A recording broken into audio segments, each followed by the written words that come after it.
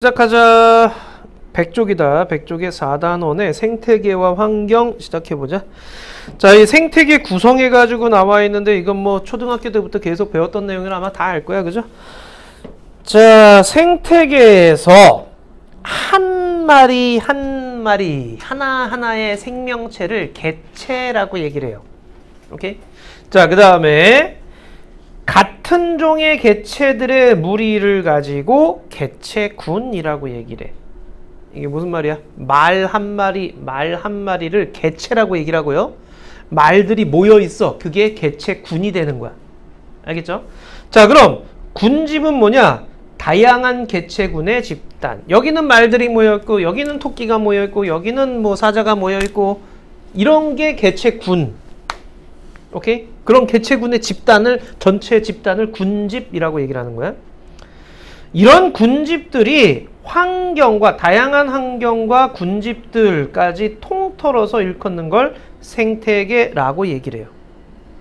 자, 생태계는요, 뭐, 흔히 뭐, 바다 생태계, 숲 생태계, 뭐, 사막 생태계, 이렇게 자연적인 것뿐만 아니라 우리가 만든 어항 있죠? 개도 생태계가 될 수 있고요. 논도 생태계가 될 수 있고요. 이런 식이야. 자, 생태계 구성 요소 해가지고 나와 있는데 생물적 요인 보세요. 생산자, 소비자, 분해자. 생산자는 뭐예요? 광합성 하는 애들. 자, 광합성을 통해 가지고서는요, 무기물에서 유기물을 합성하는, 무기물에서 유기물을 만들어주는 거야. 우리 광합성이라고 하는 건 뭐야? 물과 이산화탄소를 빛 에너지 받아서 포도당을 만들었죠. 산소랑.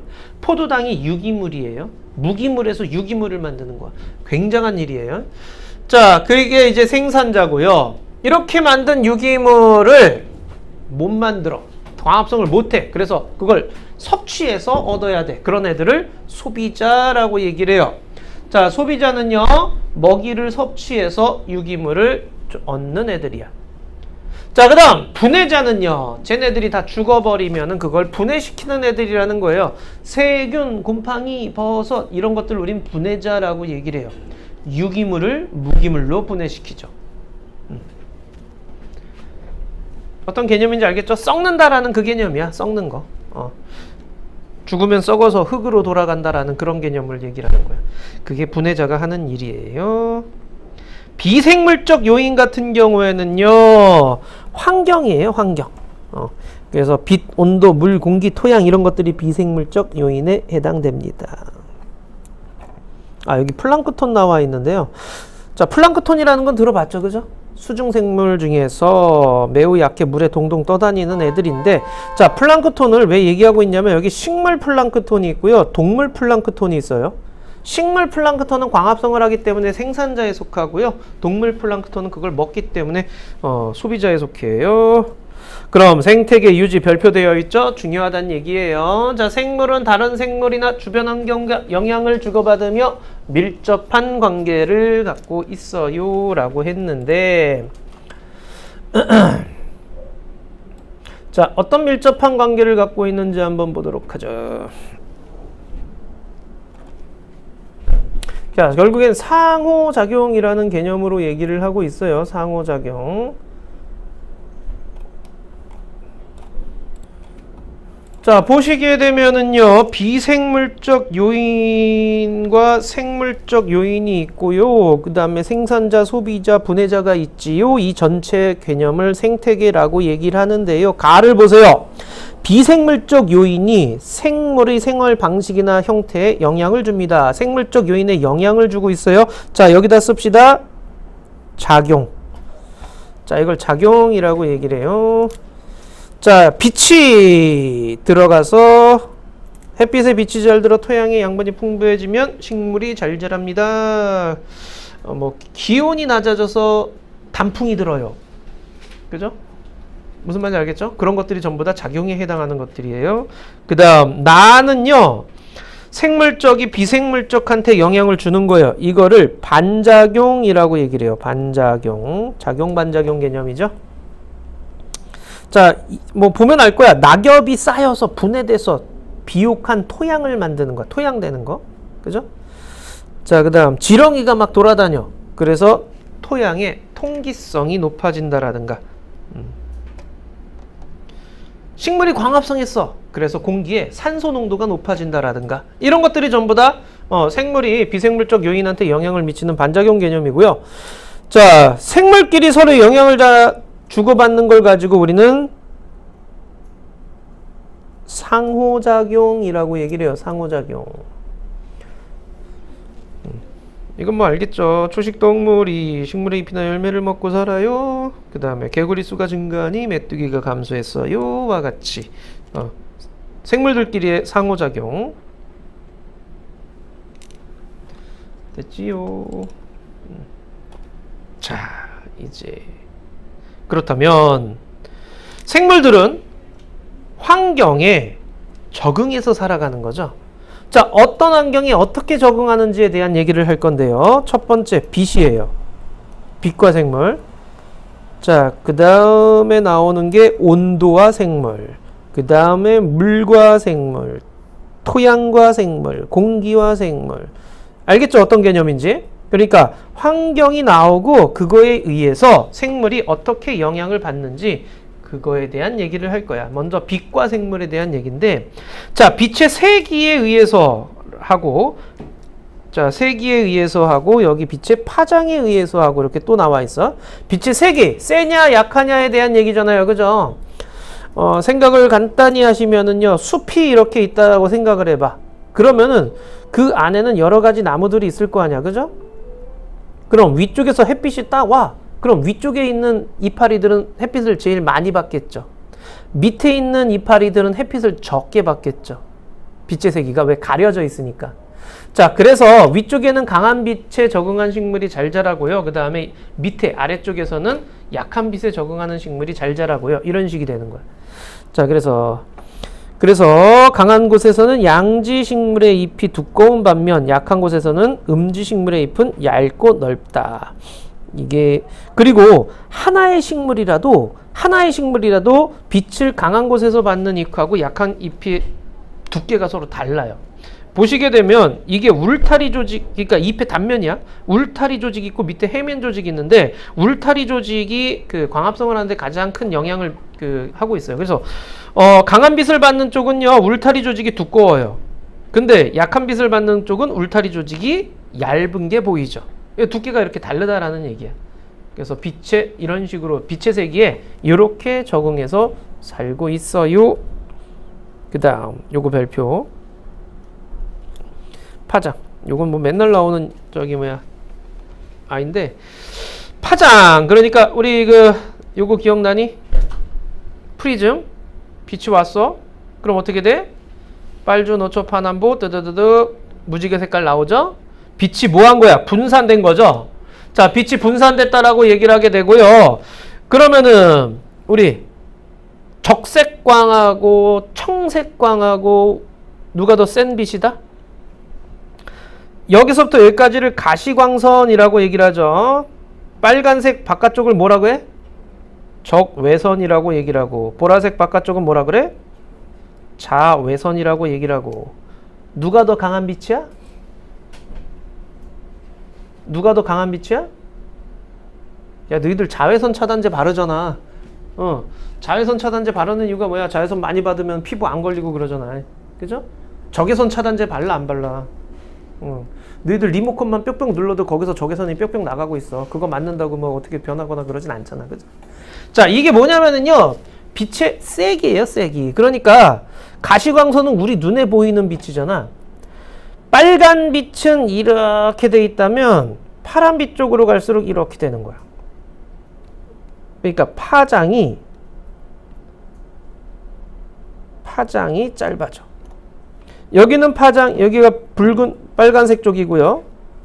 그 다음에 이쪽이 푸른색 쪽이야. 푸른색 계열이야. 그래서 우리 왜 블루라이트 차단 뭐 그런 거 얘기하잖아. 그 블루라이트를 왜 차단해야 돼? 파장이 강하기 때문에 그래.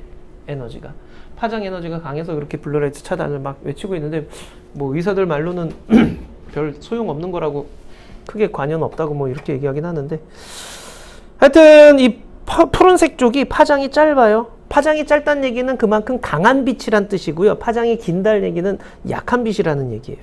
자, 그럼 파장과 빛의 깊이에 따라서 투과되는 빛의 파장 양이 달라요. 깊이에 따라서 서식하는 해조류가 다릅니다 라고 얘기하는 거야. 적색광은요 파장이 약해요. 그러니까 얕은 데까지 투과해요. 근데 청색광은요 파장이 강해요. 그러니까 센 빛이야. 그래서 깊이까지 들어갈 수 있어. 그러면은 자, 여기 보시게 되면은 해조류들이 녹조류, 갈조류, 홍조류 이렇게 지금 나눠져 있는데 어떤 빛에 반응해서 광합성을 하느냐에 따라서 결정되는 거야. 그래서 사는 깊이가 달라지게 돼. 녹조류 같은 경우에는요, 붉은 빛에 반응해가지고서는 주로 적색광에 반응해서 이렇게 몰래 광합성을 주로 하게 되고요. 그 다음에 홍조류 같은 경우에는 청색광에 반응해서 주로 광합성을 한다라고 생각하시면 돼요. 그래서 녹조류는 얕은 곳에, 깊은 곳에는 홍조류가 많이 분포하게 된다라는 얘기야. 파장에 따라서 그래서 사는 어떻게 지역이 달라진다라는 그런 얘기죠. 깊이가. 알겠죠? 여기까지? 녹조류가 뭐 있을까? 모르죠? 파래 들어봤지? 파래가 이제 녹조류 같은 경우고요. 갈조류의 대표적인 아이가 미역,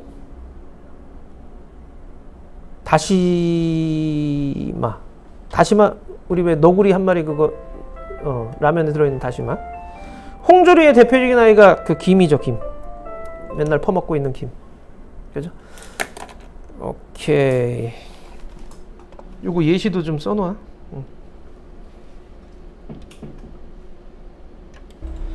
자, 그래서 요거 예시 나와 있는 거 꼭 좀 써주시고요. 알고 계셔야 되고요. 그 다음 1조 시간이에요. 자, 1조 시간이라고 하는 건 햇빛 비치는 시간이라고 생각하시면 되는데 지표면에 햇빛이 비춰지고 있는 시간을 얘기를 해주는 거야. 1조 시간이 길어집니다 라고 하면 그건 어디야? 봄에서 여름으로 갈 때죠. 그죠? 그 다음 1조 시간이 짧아집니다 라고 하면은 가을에서 겨울로 갈 때죠. 어떤 개념인지 알겠죠? 뭐 여름이 가장 1조 시간이 길 테니까. 자, 그래서 요 1조 시간에 의해 가지고서는요 개화도 영향을 미치고요. 그 다음에 생식도 영향을 미쳐요. 그래서 봄에 생식하는 애들 있고, 그 다음에 가을에 생식하는 애들 있고, 짝짓기 하는 애들 있고, 그렇단 말이죠. 자, 그 다음 식물 같은 경우에도 1조씩 봄에 피는 꽃이 있고, 그죠? 그 다음에 가을에 피는 꽃이 있고, 좀 1조 시간에 의해 가지고 장일 식물이냐 단일 식물이냐 뭐 이런 걸로 나눠주게 돼요. 오케이. 그 다음 온도예요. 온도. 자, 이제 빛에 대한 얘기는 끝났고 이제 온도에 대한 얘기인데, 온도 뭐 따뜻하고 춥냐 그 얘기하는 거잖아. 결국에는 변온동물이 있고 정온동물이 있는 건 알죠. 변온동물이라고 하는 거는 뭐예요? 기온이 낮아지면 변온동물은 체온이 낮아져서 겨울잠을 잡니다. 자, 변온동물은 주변에 의해 가지고 온도가 변화되는 걸 얘기를 해주는 거고, 정온동물은 주변에 상관없이 일정한 온도를 갖고 있어야 되는 걸 얘기를 해주는 거죠. 자, 그래서 겨울잠을 자고 추워지면 겨울잠 자고 그러는 게 변온동물의 특징이죠. 양서류, 파충류 등이 있고요. 그 다음에 근데 정온동물 중에서도 겨울잠 자는 애들은 있어요. 여기 곰이나 박쥐 이런 것들도 에너지 소모를 줄이기 위해서 겨울잠을 잡니다요. 자, 여기서 별표는요. 별표는 어디냐? 요거. 포유류의 경우에는요. 추운 곳에 살수록, 추운 데 살수록 몸집이 커지고요. 말단부는 작아지고요. 말단부는 작아지고요. 이게 뭐냐면은요. 부피에 대한 표면적의 비율을 낮추는 거야. 그러니까 덩치에 비해서 표면적을 작게 만드는 개념이야. 그렇게 해가지고 열 손실, 열 방출을 줄이는 거예요. 대표적인 아이가 이거예요. 맨날 나오는 예시가 북극여우, 사막여우야. 사막여우 본 적 있죠? 동물원 가면 뽀로로의 누구니 얘? 에디. 그쵸? 걔가 사막여우죠. 귀가 어때요? 커요. 몸집은 작죠. 근데 북극여우 보세요. 덩치 크죠? 근데 귀는 앙증맞죠? 그죠? 이게 덩치 크고 표면적은 작게 만드는, 그래서 부피에 대한 표면적 비율을 작게 해서 열 손실을 최대한 줄이기 위해서 그렇고요. 반대로 사막여우 같은 경우에는 부피에 비해서 표면적을 넓게 만드는 거야. 열이 쉽게 방출되라고. 그런 차이점, 온도에 따라서 이렇게 어떻게 적응하냐에 따라서 이렇게 달라지고요. 식물도 그래요. 식물도 우리 툰드라라는 이런 추운 지역에 사는 애들 같은 경우에는 털이 나 있어. 털이 나 있어. 그래서 체온이 낮아지는 걸 막아주고요. 낙엽수는 겨울의 추위를 견디기 위해 잎을 떨어뜨리고, 뭐 은행나무라든가 이런 것들은 어떻게 돼요? 노랗게 변하면서, 단풍나무도 그렇고요. 노랗게 변하고 빨갛게 변하죠.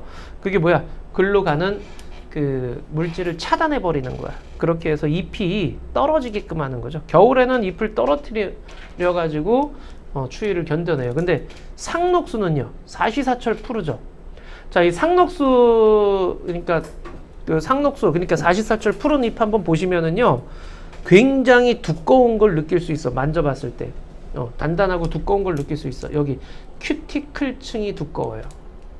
큐티클층이라고 잎의 표면에 맨질맨질하게 있는 층, 왁스층이 있어요. 근데 그 상록수는요, 그게 굉장히 두꺼워요.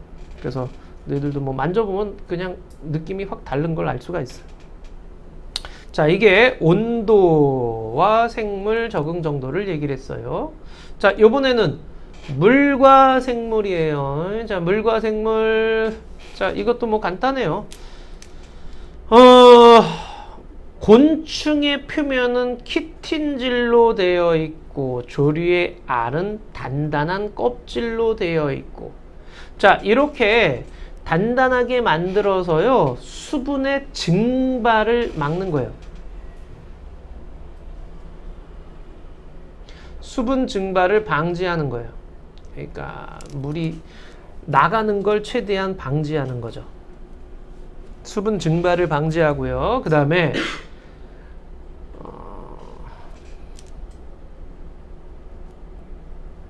자, 여기 낙타나 캥거루지는 물을 효율적으로 이용하고 고농도의 오줌을 배설. 자, 이거는 뭐 해주는 거야? 수분 손실을 최소화하는 거죠. 오줌을 쌀 때 물이 최대한 적게 나가게끔 하는 거야. 그래서 농도가 굉장히 높은 오줌을 싸내는 거죠. 그래서 수분 손실을 줄여주는 거예요. 수분 손실을 줄인다.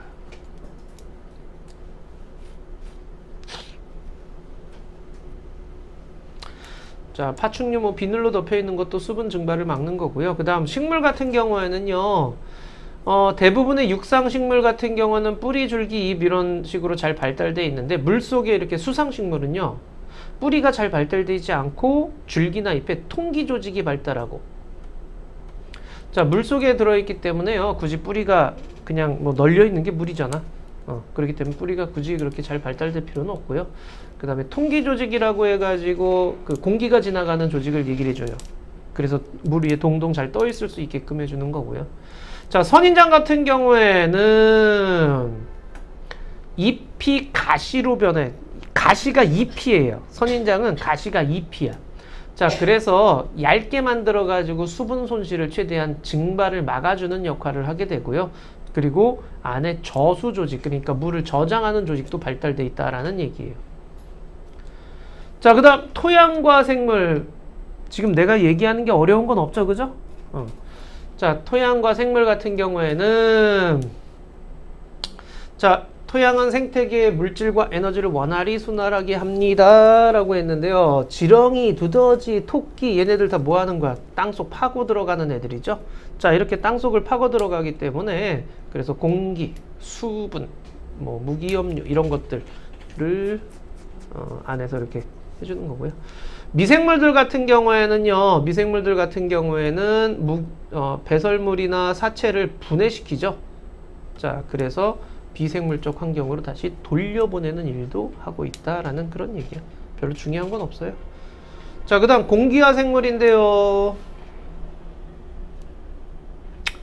자, 이 광합성과 호흡을 통해 가지고서는요, 공기 조성이 바뀌죠. 우리 지구 초창기에는 산소 없다 그랬었죠. 지구 초창기, 초기 지구 대기에는 산소가 없었는데 광합성하는 애들이 나타나면서 산소가 대기에 형성되고 이산화탄소 줄어들었다라고 얘기를 했었었고요. 그 다음 공기가 희박한 고산지대 사람들, 고산지대 사람들 같은 경우에는요, 그 산소가 들어오면 그걸 잡아야 돼, 최대한. 그래서 적혈구 수치가 평지 사람들보다 훨씬 많대요. 피 뽑아보면. 아유, 내용들이 짤막짤막하게 쭉 나오죠. 오케이. 했니?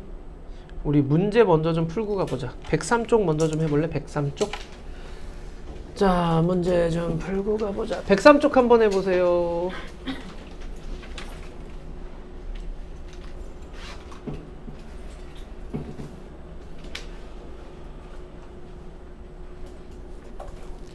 자, 보자. 1번에 1번에 몇 번 나왔니? 1번 나왔니? 틀린 사람 손? 왜 몇 번이라 했어? 3번이라 했다고? 자, 군집에는 비생물적 영역이 포함되어, 군집이 아니라 생태계에서 포함돼야죠. 군집은 아직까지 개체군 여러 개를 말하는 거야. 비생물적 요인은 포함되지 않았어. 자, 그 다음 2번에 5번 나왔니? 틀린 사람 손. 틀린 사람 없어? 자, 2번에 5번이고요. 자, 그 다음 3번에는 4번 나왔니? 4번에 1번, 5번에 4번, 6번에 5번. 자, 여기까지 중에서 질문. 틀린 거. 빨리 틀렸어. 뭐야, 5번 틀렸잖아. 왜 말을 안 해? 방금 알았어요. 방금 알았어? A는 여러 종류의 생물로 구성되어 있다. 자, A 같은 경우에는 A가 뭐니 근데?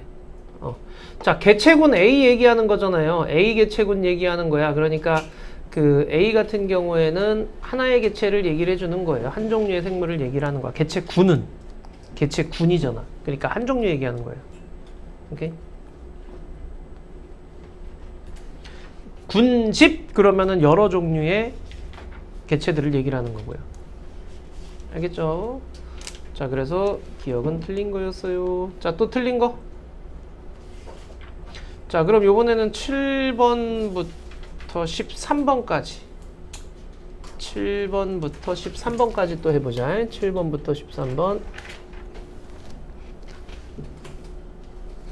앞에 내용 보면서 하세요. 7번부터 13번.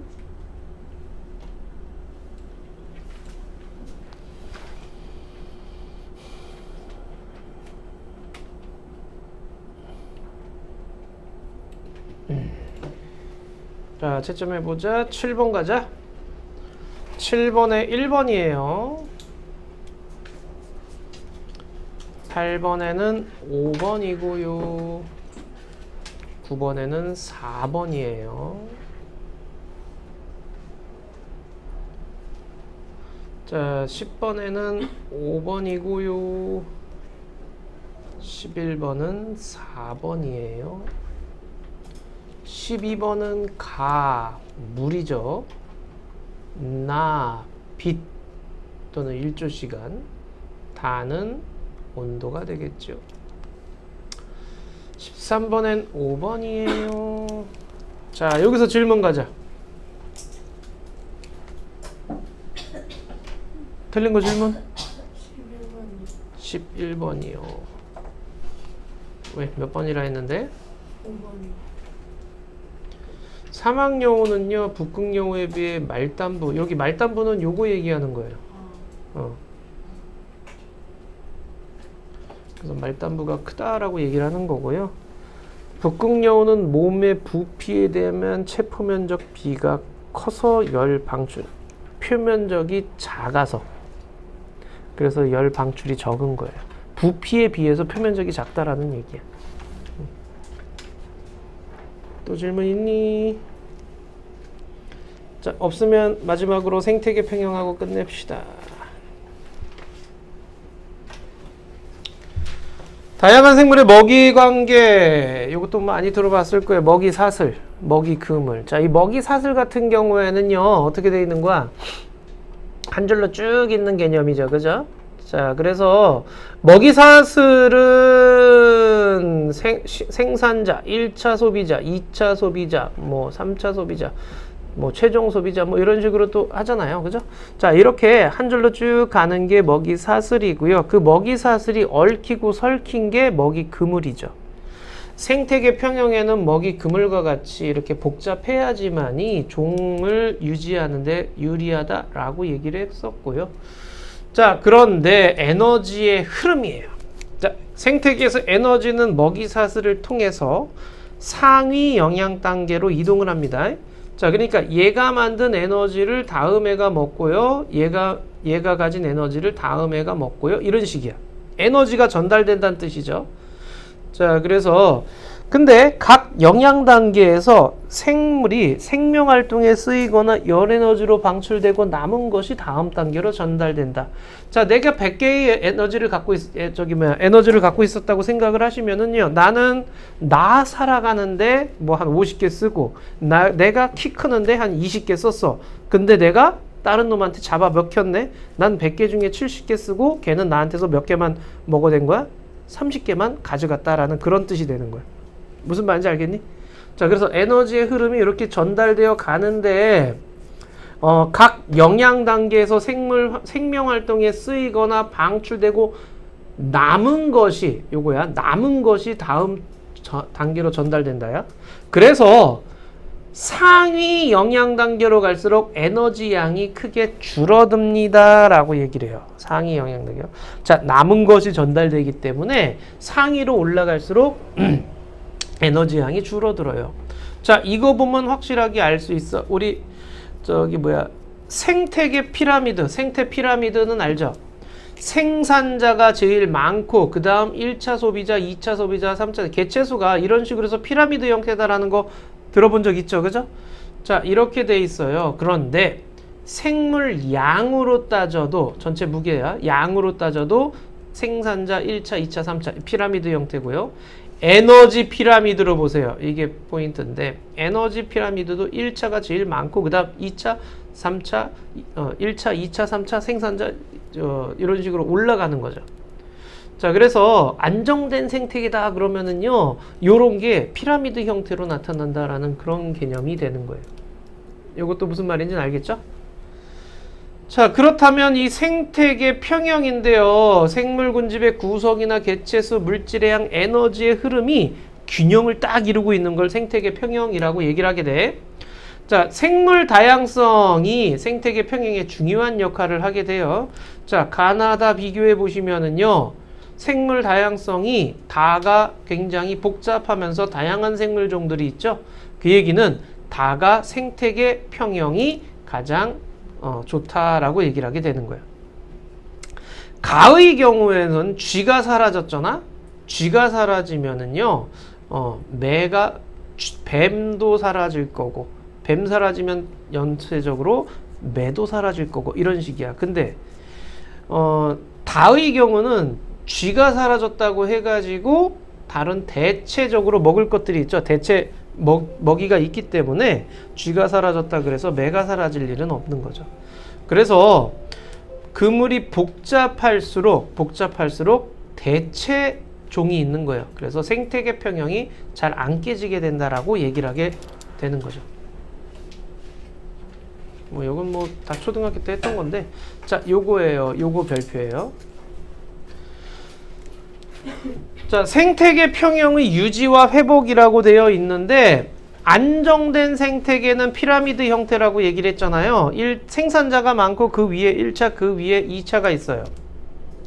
자, 그런데 그 생태계 평형이 깨졌대. 어떤 이유에서건 생태계 1차 소비자가 일시적으로 증가를 했어. 자, 이거 잘 들어.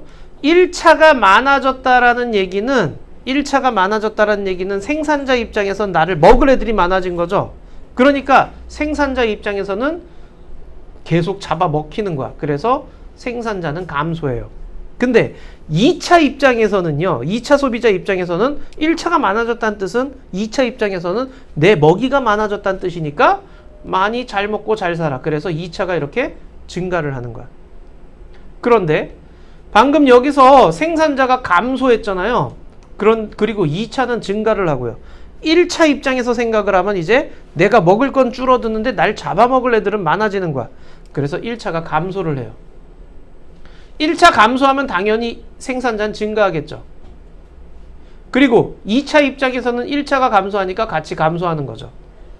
그래서 다시 피라미드 형태가 되는 거예요. 자, 이런 식으로 생태계가 깨지더라도요. 일시적으로 어떤 충격에 의해서 깨지더라도 시간이 지나면은 생태계 복원이 이런 식으로 되는 거야. 그래서 평형 생태계 상태로 다시 복귀했어요. 됐니? 자, 주의할 점. 그러면 원래 여기와 끝에 여기 둘 다 생태계 평형 상태이긴 하지만 개체수의 변화는 있을 수 있다는 얘기야. 여기가 100마리 있었는데 여기는 뭐 50마리만 있어. 이런 식으로 개체수의 변화는 있는데 안정적이라는 얘기죠. 삼각형 형태로. 개체수가 똑같아요. 이런 식으로 얘기를 하면 안 돼요. 그렇다면 생태계 평형이 깨지는 이유가 무엇입니까? 하게 되면 자연재해. 요번에 어디야? 산불 어디니 거기? 하와이 산불 난 거 봤죠? 싹 다 태워버리잖아요. 그럼 거기 위에 있던 생물들도 어떻게 되겠어? 생태 터전이 다, 자기 삶의 터전이 다 없어지는 개념이잖아. 그럼 이런 식으로 서식지가 갑자기 확 사라지는 경우가 나타나게 돼요. 서식지가 사라지면은 어떻게 돼? 생태계 파괴되는 거죠. 완전 멸종 단계에 가는 거잖아요. 홍수, 화산 폭발, 지진 이런 식으로 산불 났어. 그러면 숲이 훼손돼. 이렇게 서식지가 아예 없어지는 자연재해에 의해서 생태계 평형이 깨지는 경우가 있고요. 요즘은 인간활동이죠. 인간활동에 의해 가지고서는 나타나게 되는데 이런 생물 서식지를 파괴하는 경우가 많죠. 우리가 도로 만들고 도시 건설하고 이런 것들이 생물 서식지 파괴해 주는 거죠. 자, 무분별한 벌목도 그렇고요. 경작지 개발도 그렇고요. 자, 이런 식으로 해가지고 역시 서식지를 파괴하는 거고, 그 다음에 농약이나 비료 사용하게 되면 토양 오염 나타나죠. 자, 그리고 생활하수, 축산폐수 이런 수질 오염. 그 다음에 인구의 도시 집중화가 되고 산업화가 되면서요. 기후 변화가 나타나게 되죠. 역시 또 서식지 파괴가 변하거나 파괴되는 거죠. 요즘 기후변화가 너무 심해지고 있지 않니? 생물들 입장에서는요, 거기에서 온도가 높아져가지고 뭐 바다 생물들 막 멸종하고 그러는 개념. 지금 남쪽 가면은 온도가 너무 높아져가지고 그 뭐야, 양식하는 애들 다 떼죽음 당하고 있고 그렇다고 해요. 그러니까 인간 활동에 의해서도 굉장히 많은 삶의 터전을 잃어버리고 있다라는 얘기야. 휴, 여기까지도 어려운 건 없죠, 그죠?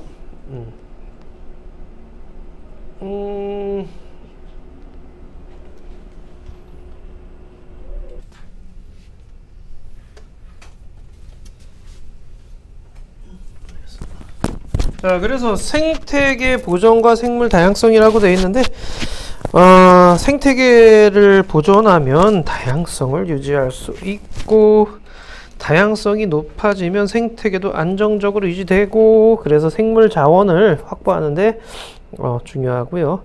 자, 보존 방향 이렇게 천연기념물 지정한다던가, 그 다음 하천을 복원한다던가, 생태 하천으로 이렇게 복원 사업을 하는 거, 그 다음에 생태 통로 만드는 것도 중요해요. 그래서 그 갈려져 있는 길을 이렇게 연결해 주는 거. 생태 통로를 만들게 되면은요, 이렇게 도로 가다 보면 이렇게 위에 생태 통로입니다, 뭐 동물이 지나가고 있는 길입니다, 뭐 이런 거 있잖아요.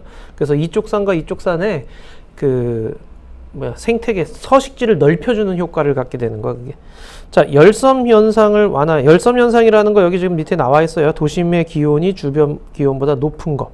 그게 열섬 현상인데, 자, 이거 하려고 옥상에다 이렇게 그 정원 같은 거 가꾸고요, 바람길 확보하고 이렇게 하고요. 생태계 보존을 위해 특별 법을 제정을 해야 된다라는 뭐 너무 당연한 얘기들이야. 자, 옆에 6번까지 한번 먼저 해볼게요. 6번까지 6번까지 해봅시다.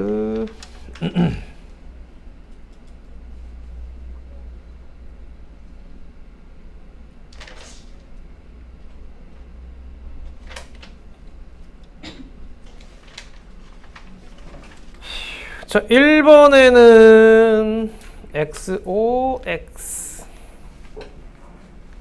2번에는 생산자는요 비읍 이응이죠. 그 다음에 소비자 디귿 미음이고요. 분해자 리을 시옷이고요. 기억 니은이죠. 자, 1번은 온도죠. 자, 2번은 빛의 색이죠. 빛. 자, 3번은 물에 대한 얘기죠. 자, 4번에 1은 생태 피라미드죠. 생태 피라미드. 그 다음 2번은 생태계 평형이라고 해주시면 되지요.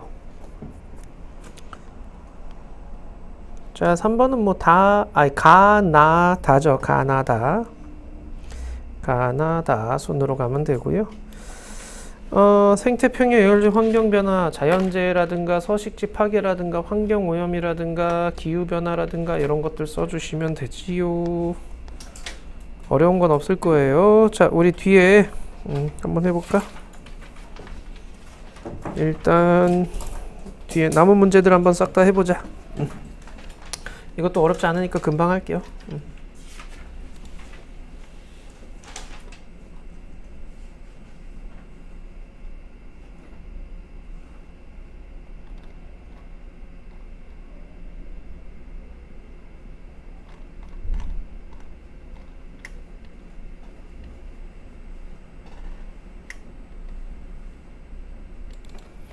자, 채점하자. 14번에 2번이죠.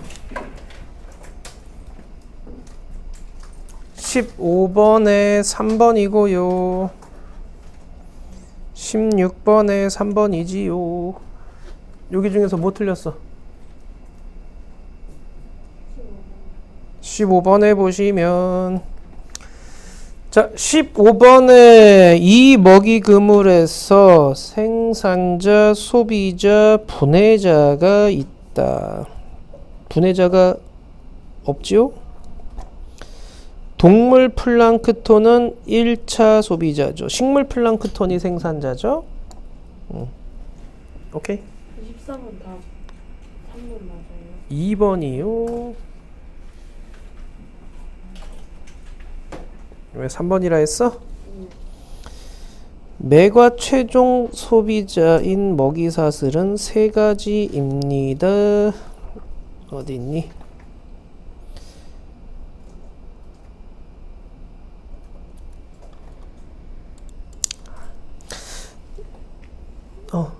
디귿에 매가 그 최종 소비자인 먹이사슬은 세 가지입니다 라고 하는데, 요거 보고 아마 맞다 그랬지? 근데 여기로 가는 길이 이렇게 가는 길도 있고, 뭐 이렇게 해서 이렇게 가는 길도 있고, 그 다음에 이렇게 해서 이렇게 가기도 하고, 이렇게 해서 가기도 하고, 이런 식으로 경우의 수가 많은 거야. 세 가지라고 얘기하면 안 돼. 오케이. 이제 17번 보자. 자, 17번 보면 기억이 먹이사슬, 니은이 열 에너지죠. 먹이사슬, 열 에너지. 18번은 1번. 자, 그 다음에 19번은 다, 라, 나, 가. 20번은 2번. 21번은 4번. 22번은 3번. 여기서 질문. 18번. 자, 18번에 보시게 되면은요. 어디 보자. 자, 18번에 A에서 D로 갈수록 영양 단계별 개체수는 적어집니다. A에서 D로 갈수록 점점 개체수는 줄어드는 거죠. 그쵸? 자, 그 다음에 E에서 A로 유기물이 이동을 합니다. E는 뭐예요? 이거는 분해자죠. 자, 그래서 그 분해자이기 때문에 분해자는 그 시체라든가 배설물이라든가 이런 걸 분해시키는 개념이에요. 그게 유기물이야. 그래서 유기물을 분해해 가지고 무기물로 만들어요. 오케이? 분해자 개념은요. 유기물을 무기물로 바꿔줘요. 그래서 무기물 형태로 이동을 하게 될 거예요. 그 다음에 C의 개체수가 증가하면 일시적으로 B와 D의 개체수가 감소합니다. C가 증가하잖아요. 그러면은 C가 먹이가 되는 B 개체수는 감소하는데 C를 먹는 D는 늘어나죠. 그래서 기억만 맞아요. 신경 쓰여. 또 없니?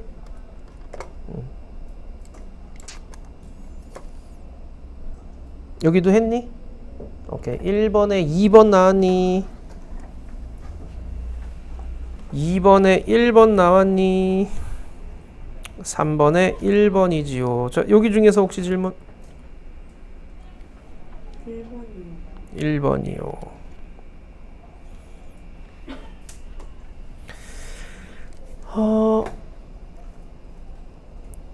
그래요. 옳은 거. 육식동물이 초식동물을 잡아먹는 것은 기억에 해당합니다. 육식동물이 초식동물을 잡아먹는 것 같은 경우는요, 개체군 사이의 일이죠. 개체군 A 그러면은 거기 개체군 A에 있는 애들은 같은 개체예요. 개체들이 모여서 만든 게 개체군이니까. 그래서 기억이 아니라 요거에 대한 얘기죠. 오케이? 기억은. 지유류의 바위 토양화가 촉진되는 것은 니은에 해당합니다. 그쵸? 지유류가 뭔지 혹시 아나? 모르나? 잠깐만. 그래서 지유류에 의해 가지고서는 바위의 토양화가 촉진된다라는 거는 기억에 해당하는 거죠. 개체에 의해서 비생물적 요인, 생물에 의해서 비생물적 요인이 환경을 받는 거. 그래서 맞고요. 나무가 많은 숲의 공기가 맑은 것은 디귿에 해당합니다. 그랬는데 이것도 역시 니은에 해당하겠죠. 오케이? 됐나요? 혹시 또 질문 있나요? 2번은 됐니? 3번도 됐어? 오케이, 그러면 4번 가볼까요? 자, 4번에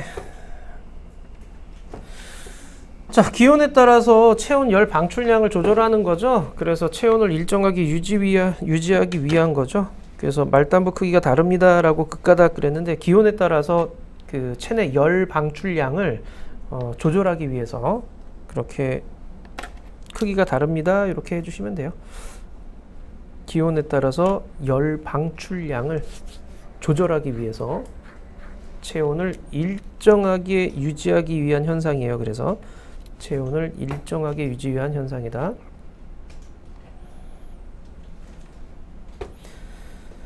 자, 그 다음 5번은요. 가장 많은 양의 에너지를 이용할 수 있는 먹이사슬을 쓰고 그렇게 판단한 까닭을 서술하시오.